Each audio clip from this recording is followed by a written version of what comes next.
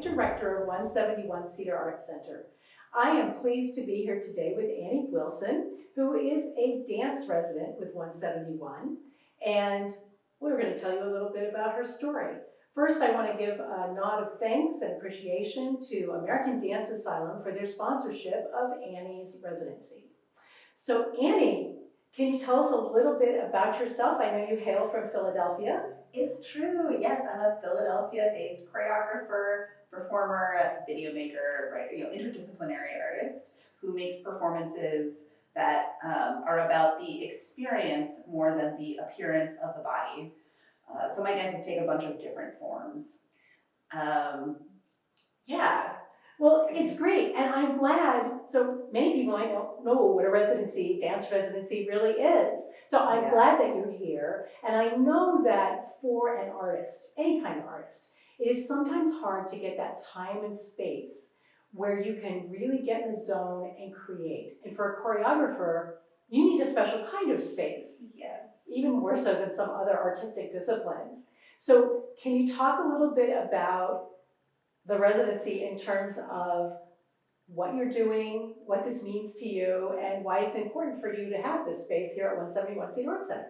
Yes. In our ballroom. Yes. Oh my gosh. Well, is it okay if I talk about the project a little bit first, maybe to set it up? Sure, I was going to ask you about that, but that's perfect. Okay, great. Yeah, so the piece is called Always the Hour, and it's inspired by my grandfather, who he grew up in Friendship, New York, about an hour west of here, and he was a bomber pilot in World War II before being shot down and becoming a POW for the last 2 years of the war. He died of alcohol-related disease, well before I was born, but his legacy, both as a veteran of World War II and also an addict, has haunted my and my family's entire life. So the piece is kind of an homage to him and also kind of an investigation of this like shadow legacy that his life has cast over mine.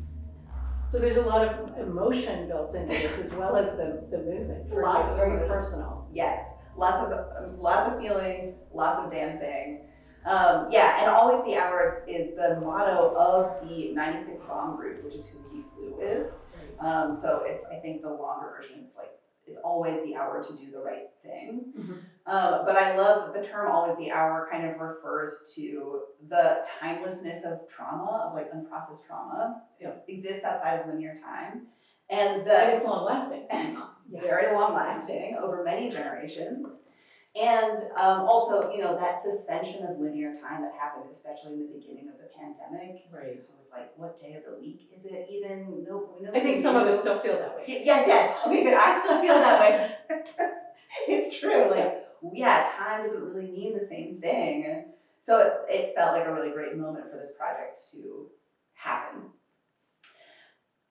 And so what makes this residency so impactful is several reasons.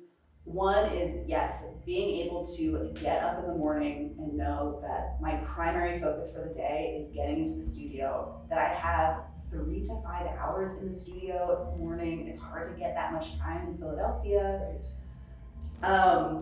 To have access to such a stunningly beautiful space. Thank you. Yeah, we think so. Yeah, the ballroom is amazing. I mean, there's very few spaces that are that big in Philadelphia that are accessible to an independent choreographer like myself. The windows are beautiful. I mean, the architecture of the room itself is really gorgeous. And because my work is often very site responsive, so I use dance improvisation scores to both respond to the content of the piece that I'm working on, so about my grandfather, but also to the space around me.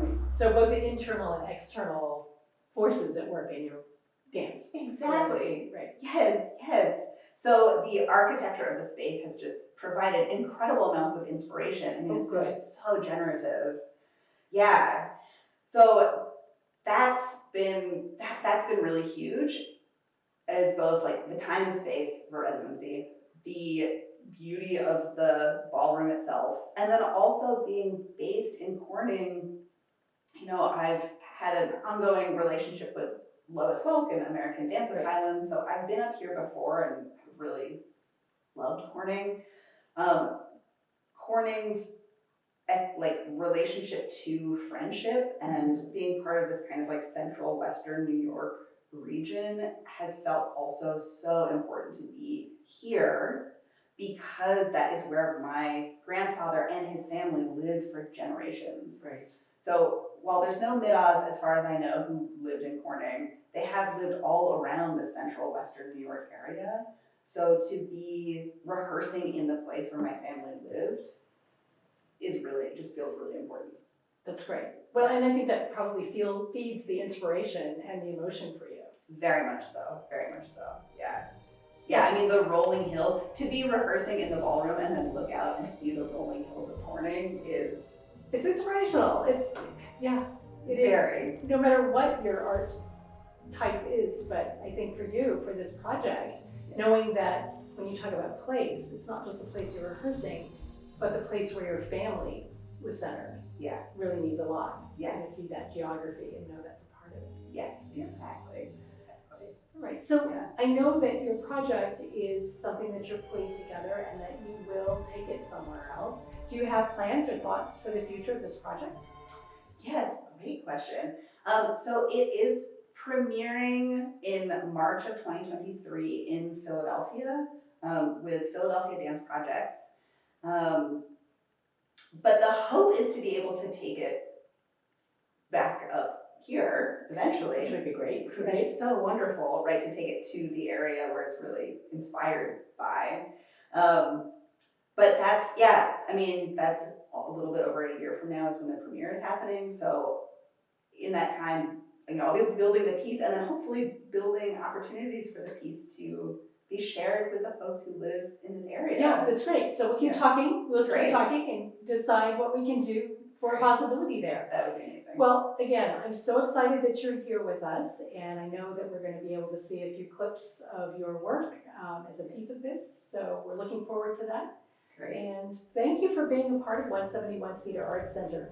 Thank you so much for having me. We It's so been appreciate really wonderful. it. Thanks, Annie. Thank you. Thanks.